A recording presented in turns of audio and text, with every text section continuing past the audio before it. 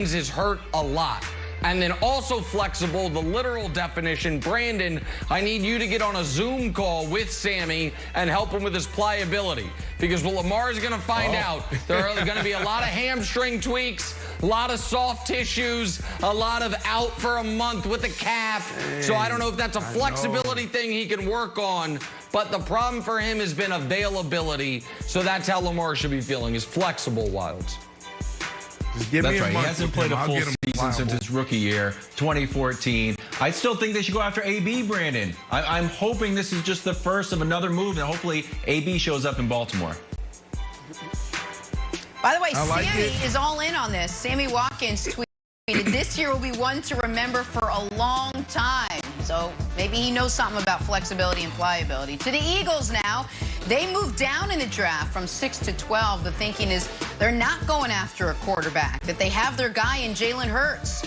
But the AP reports there is still no consensus on Jalen's future. Love Hurts, Jalen. So, Brandon, the latest news out of Philly should have Jalen Hurts feeling blank. Analytical. If I'm Jalen Hurts right now, I'm asking myself, you know, is this the team that I really want to be on? Is this the team I want to give my all to? Right? Like, I'm sitting down with my friends and my family and my agents and saying, even if I lost a job and I was a backup, would this be a team I would want to be on? Think about it. You had to pick between the player, Carson Wentz, and the coach. You pick the player, Carson Wentz, but then you end up losing both. Something funky is going on in this organization, and I don't know if they can make it right in the next couple years. If I'm Jalen, I don't know if I want to waste my prime time in Philadelphia with all that mess going on, Nick. Well, I don't know if Jalen yet has the cachet or credibility as a player in order to really kind of be trying to maneuver behind the scenes.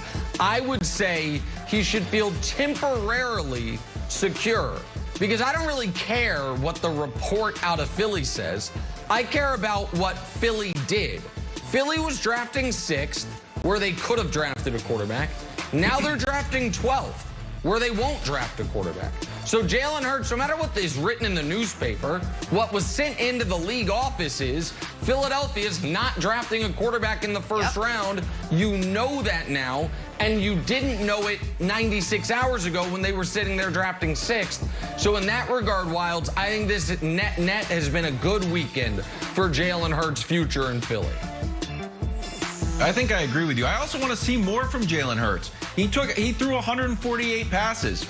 All right, Joe Burrow threw 400, Tua threw 290. Poor Jalen Hurts, you wouldn't give him the job when Carson Wentz was obviously struggling. And then when he did get the job, you pulled him out for Nate Sudfeld. Let the guy throw the ball. Let's see what you got, Jenna. I still want to see more from Jalen Hurts. I feel like the Eagles don't exactly know what they want to do there at the quarterback position. All right, let's stay in the NFC East to the Giants now. Daniel Jones coming off a tough season.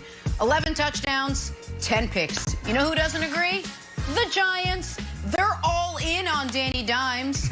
Team owner John Maris says Jones looks like a Super Bowl quarterback. Maybe he was watching Mac Jones. So, Brandon, Maris saying Jones is a Super Bowl quarterback is blank. Jenna, this is goofy. But I get it. Nick, have you ever spent any time with Eli Manning? Yes or no? No.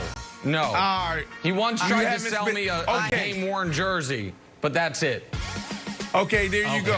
Listen, if you're around Eli Manning, he doesn't look like a champion. He doesn't even talk like a champion. The kid is goofy. I get this because they were with Eli Manning for so many years. The dude sat at the same seat in the cafeteria every day. He did the same thing on the practice field. He did the same thing in the training room. This is a spitting image of Eli Manning. So this organization, that's what they're looking for. I played for the Jets. I also played for the Giants. One's like a public school, one's like a prep school. That's what they want at the quarterback position. So I get it. It's a bit goofy, but I understand what they're seeing. They're seeing Eli Manning. He took them to some Super Bowls, Nick. Yeah, that's right. So, listen, I don't want to be over the top in crushing a player, especially a young player. especially a player that Kevin Wildes has attached his wagon to Daniel Jones' star. So I'm going to want to be a little measured here. John Mara saying Daniel Jones looks like a Super Bowl quarterback is total insanity. The hell you watching, Mara? There's not been a moment in his career, not one moment in his career at Duke or his 2 years in the NFL where you're like, you know what? That guy looks like a Super Bowl quarterback. No, he doesn't. So it's total insanity, Wildes. I don't know what yarn John Mara's trying to spin here, but I ain't buying it. Okay, timeout. What do you want John Mara to say, Nick? I'm going to throw the ball back to you. What do you want John Mara to say? Probably not. You know what? I think you're right. Probably, maybe, you know, maybe win a playoff game or two. You want the answer? What do you want the guy to say? Anything other than this answer would be a media firestorm. Why aren't the Giants trading up? Should the Giants trade? They're giving up on Daniel Jones. This is the perfect answer. Whether or not he believes it wholeheartedly, I don't know. But media-wise, this is the answer that you want to hear. Can I answer your question, Wildes? No, you don't. Look at the bottom of the screen. Giants owner, yes, he does. I can say without any hesitation. I want that sentence gone. Wrong Just answer. a simple, yes, he does. I can say without any hesitation, that's doubling down on the bad take. You can't emphatically be wrong.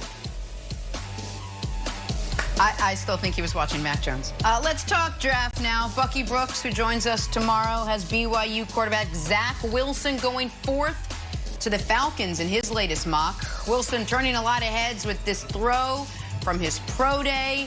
It's a beauty. Brandon, did he turn yours, though? Did he turn your head? Zach Wilson's pro day was blank.